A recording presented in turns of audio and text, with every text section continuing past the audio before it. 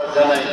আর আপার আসন থেকে লক্ষ্মীপুর থেকে আমাদের বহু ভাইরা আসেন, ওনাদেরকে যেভাবে যত্ন করা দরকার করতে পারি নাই, ওনাদেরকে আমরা এইভাবে স্বাগতম জানাই।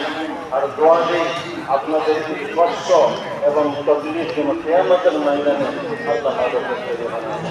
सभी की तरफ से हजरत की आरोप करेंगे कि हजरत की तरफ से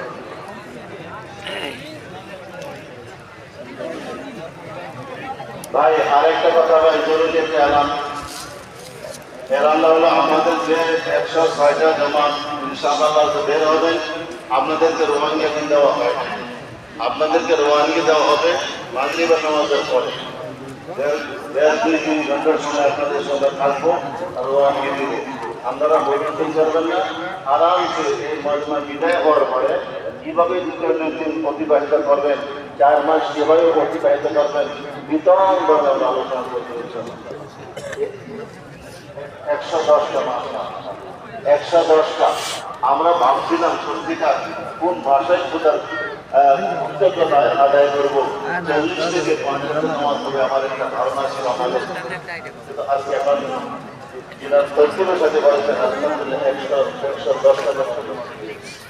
এটা আপনাদের কোরবানি, আমাদের জিম্মাদার ভাইদের কোরবানি, আপনাদের অশেষ চেষ্টা ক্লান্তি বদৌলতে আল্লাহ কবুল করেন।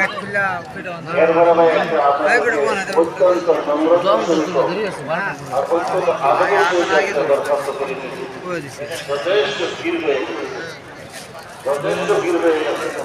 প্রথমত আপনারা কয়জন চলবেন, হেঁটে যাবেন অন্তত 1 ঘন্টা সময়, যাতে কোনো ভাই মোটর সাইকেল নিয়ে 3 চাকার বাহন নিয়ে আর 4 চাকার বাহন নিয়ে রুটে না উঠে, এই অনুরোধ জানাই। 40 মিনিট থেকে 1 ঘন্টার সময় অপেক্ষা করবেন, পয়দল হেঁটে চলে যাবেন। আপনারা 40টা মিনিট কমসে কম অপেক্ষা করবেন।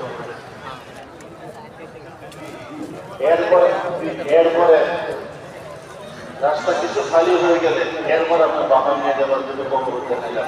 আশা করি আপনারা আমাদের কবুলকে রক্ষা করবেন, যাতে বিরাগি না হয়, ধাক্কাধাক্কি না হয়।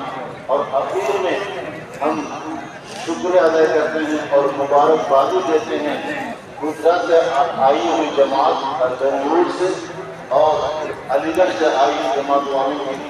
इन हजरात ने भी हमारे इस इलाके के लिए काफ़ी मेहनत की है और बहुत ही भर कोशिश की है।